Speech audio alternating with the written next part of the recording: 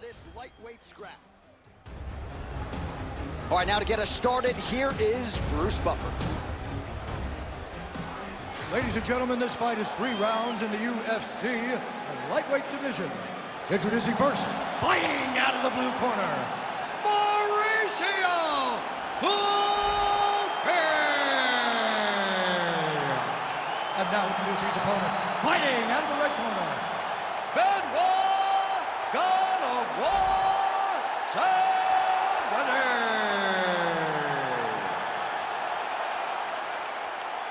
You ready to fight? Ready. All right, so here we go from T-Mobile Arena in Las Vegas, Nevada, and wherever we are in the world, most fighters on this roster, to a man, to a woman, they want the chance at some point to make this walk here in Vegas. You absolutely want to fight in Las Vegas. Before it was the MGM Grand, it was the Mandalay Bay. Now it is the T-Mobile Arena, the most beautiful arena in the world and the home to the biggest UFC fights right now. From International Fight Week to championship fights all across the board, you come to T-Mobile. Oh, that's a beautiful land downstairs with the kick.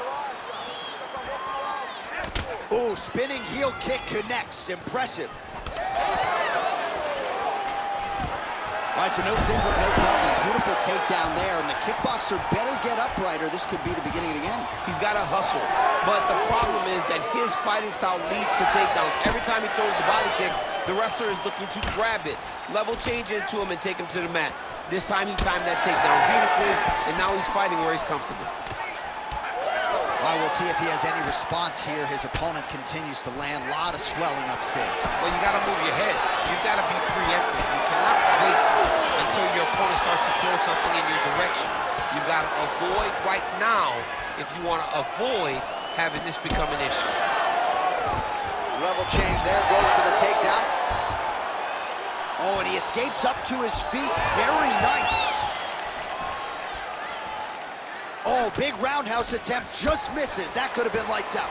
Oh, punches and bunches as he lands another combination there. Really doing a nice job stringing his shots. He's doing a great job of stringing the shots together and also just mixing up the target and the attacks. Great job finding different places for his strikes to land. He's able to get that one blocked. Well, the opponent seemed to think he had shored up the takedown defense. It did not hold up there. It may feel good in practice, but you don't know until the guys in front of you hit the takedown attempt after takedown attempt.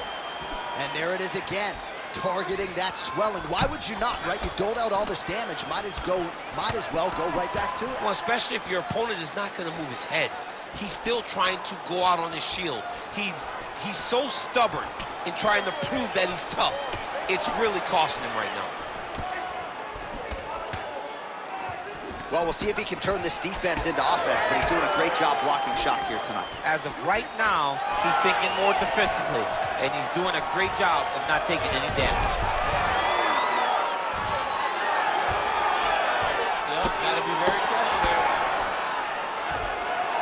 And he's back up again, so the takedowns have been there, as have the get-ups. Round 2 straight ahead. Stop.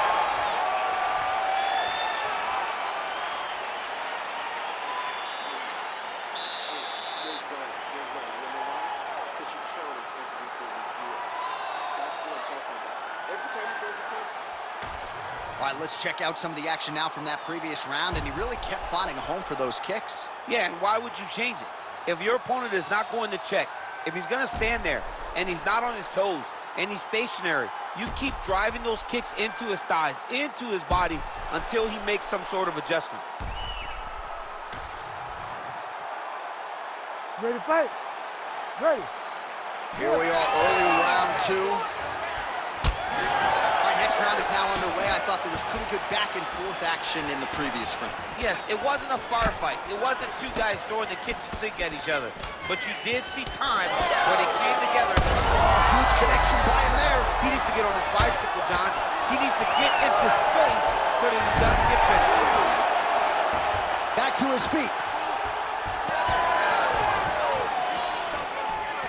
Oh, with authority, the body. Uppercut. shins on them. Huge shots being landed on both sides. Oh, blood is dripping from his lip. Beautiful leg kick lands. Well, he has got to be thrilled with this effort here tonight. There was a lot of pressure on him coming in. He has doled out a lot of damage, landed a lot of strikes, near flawless execution. Sometimes the hardest thing to do is what's expected. When you're expected to win, sometimes it's hard to live up to that expectation. He lived up to that expectation, and he exceeded it with such a great performance. All right, so we told you off the top, the well-rounded fighter would likely chase takedowns against the kickboxer. He has done just that and able to secure another one there. You know, J.A., you chase takedowns with the hope of getting them. He has not only chased takedowns, he has gotten them at an alarming rate. So this kickboxer will have to go back to the gym and figure out, how do I stop these guys from... Big strike lands. Now he looks to try to chase down that finish. Now goes in and secures the takedown. Back to the feet now. That one was thrown to end the fight. Yeah. Both fighters hanging down in the pocket and both landing. Oh, and now an uppercut. Throwing haymakers out of the exchange. Oh! Vicious combo there. Oh, that was a really nice takedown.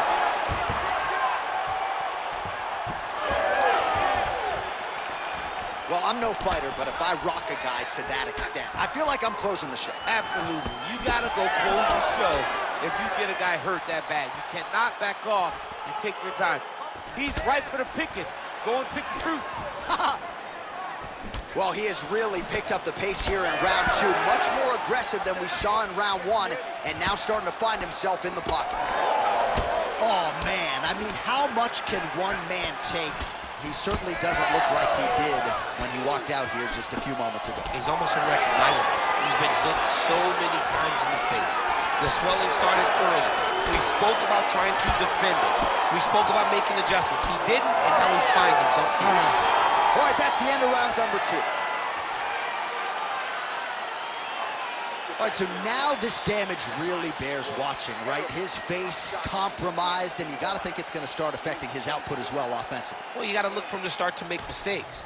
Trying to overcompensate for all the shots that he's taken to the face, for all the swelling. I have seen on many occasions where someone has massive swelling and they struggle. Look for this guy to start to mess up a little bit in there. Well, if you're the replay guy, a lot to like in that previous round. A lot of damage being inflicted. Yeah, I mean, and look at the swelling now, John. He wasn't doing what he needed to do to move his head, and he's paying for it. You cannot allow for an elite-level mixed martial artist to connect at that rate and think that you will not be wearing the damage. He's wearing it now. I'm interested to see what changes he makes to give himself an opportunity. All right, next round is underway. You know these are two of the more conditioned fighters on the roster, so cardio is not going to be an issue here. And for some fighters, you know, you can have one of those adrenaline dumps or the cardio abandonment. His opponent could be out of here soon, DC. He's almost done it. When you get hit with a shot like that, you don't know whether to run, hide, grab, or wrestle. He's confused. He's as confused as he was on his first test in elementary school.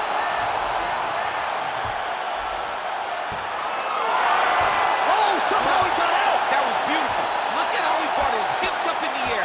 Used his momentum to swing himself back to his chest being facing the mat. What a beautiful display of submission defense.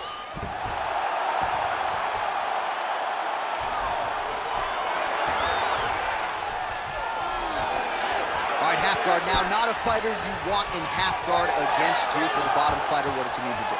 He needs to secure his underhook. He's got to be fighting for underhook. One of the most key things you can do as a bottom fighter stuck in half guard is try to frame. You frame and push your opponent away from you. By pushing him away from you, he will then want to come back into you. Right. It's like when I push you back, you want to go forward. So as he comes forward, hand goes off the face, let it slip into an underhook, build up to your elbow, then go chase your single leg. A huge strike lands there, DC. He landed that massive shot. Now he needs to try to find the next shot, the follow-up shot that will finish the fight. Oh! Oh! Right hand lands there. Oh, another one. Trading huge shots. Let's see who's going to be the last man standing. Well, he's looking for that left hand, just out of range, though, with it. Well, I think I can smell the blood at this point in time. That canvas didn't look like that a few fights ago. Blood is flowing from that cut with every passing strike. Every strike. And it burns. Johnny burns. Oh, he's in a world of trouble now. Back to the feet. Oh, huge left. Trying to stay busy here in the clinch, and he... Big double leg level change. Oh, nicely done there as he escapes back to his feet. There's the kick, it's blocked. All right, so some definite damage underneath the elbow. Oh, he gets up here, but he is on wobbly legs. Oh! Won't do it! Oh, my goodness! I mean, you gotta be kidding me with that knockout. If that is not the #1 play on SportsCenter tonight, I'm not sure what would top it. One of the best knockouts we've seen all year. In a very long time. I have not seen someone look this good. He promised us something, and he delivered with that beautiful knockout.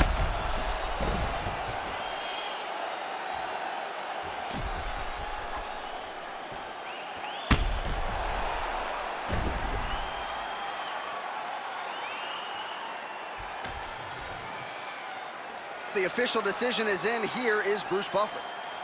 Ladies and gentlemen, referee Herb Dean has called a stop to this contest at 4 minutes, 51 seconds of the third round, declaring the winner by knockout, Mauricio Ufc. Well, we congratulate him on a huge knockout here tonight. He'll probably keep that smile while he's sleeping tonight after what he was able to produce. He's going to be smiling for a really long time. When you get a knockout like that, not